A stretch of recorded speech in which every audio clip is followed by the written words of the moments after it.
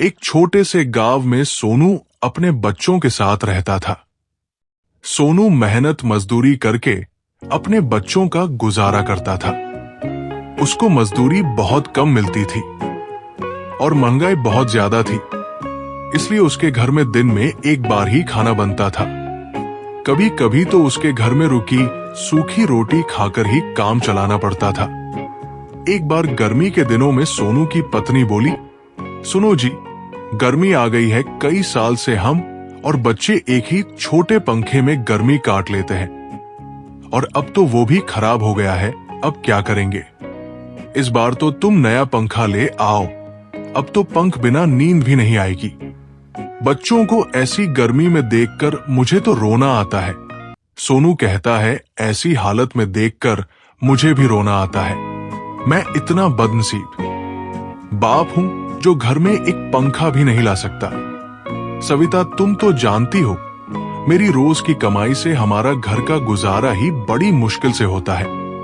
ऐसे में मैं पंख कहां से ला सकता हूं?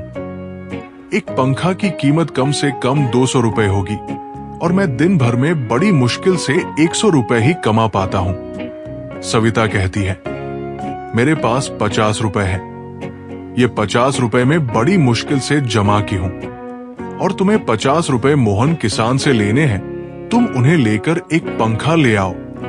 सोनू मोहन के घर जाता है और 50 रुपए लेने की पहुंचता है। मोहन अपने घर के दरवाजे के बाहर बैठा हुआ था। सोनू को आते देख मोहन कहता है, अरे सोनू भाई, आज मेरे घर कैसे आना हुआ? सब खैरियत तो है ना?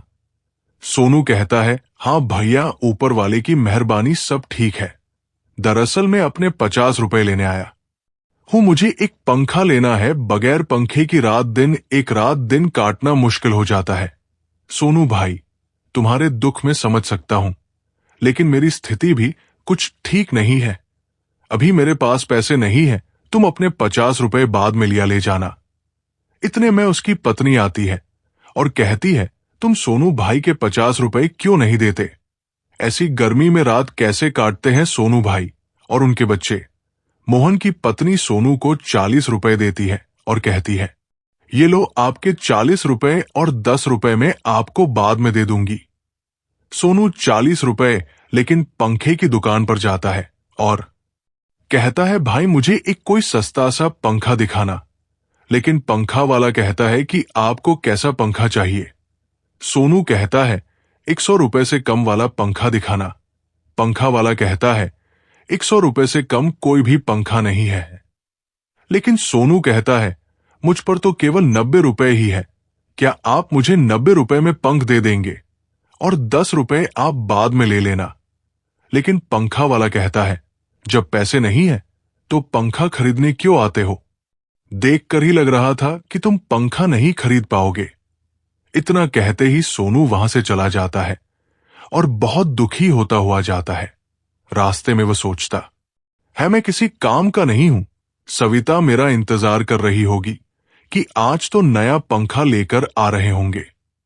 चलते चलते सोनू को रास्ते में एक साधु टकराया और उसने उसको एक सोने का सिक्का दिया और कहा, इसको अपने घर में ले जाकर किसी कोने में रख देना, फिर देखना तुम्हारी सारी गरीबी दूर हो जाएगी। उसे दिन से आज तक रामू अपना जीवन खुशहाल तरीके से जीने लगा।